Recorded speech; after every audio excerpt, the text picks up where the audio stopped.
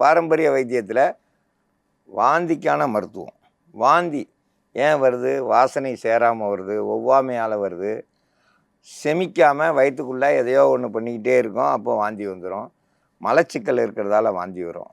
முக்கியமாக அதுக்கு நாட்டு தக்காளி, காட்டு துளசி, கிராம்பு, தேன் இதெல்லாம் கூட்டு கலவையாக சேர்ந்து இப்போ மருந்தாக தயாரிக்க போகிறோம். முக்கியமாக அதில் காட்டு துளசி, நல்லா துளசி எடுத்து அரைச்சி வடிகட்டி சாறு எடுத்து வச்சுருக்குறோம். இது கூட நாட்டு தக்காளி, நல்லா ஒரு தக்காளி சிறுசாக இருந்தாலும் பெருசாக இருந்தாலும் ஒன்று கூட சேர்த்து நல்லா சாறை மட்டும் விட்டுக்கிறலாம்.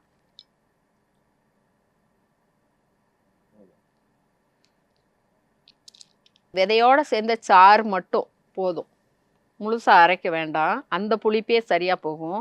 அதுக்கு தான் நாட்டு தக்காளி கூட சேர்த்துருக்குறோம். ஒரு 5 கிராம் அளவுக்கு நல்லா எடுத்து பொடி பண்ணி அரைச்சி வச்சுக்கிறணும். ஒரு 2 சிட்டிகை அளவுக்கு கூட சேர்த்துக்கிறேன்.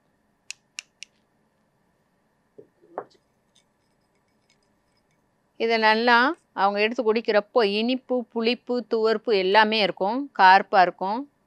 அந்த தக்காளி விதை ஜெல்லி மாதிரி இருக்கும்.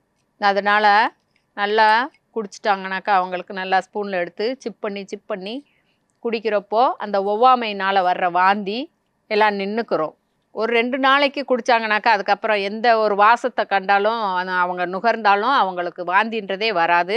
வாந்தி நிற்கிறதுக்கு இது ஒரு நல்ல மருந்து.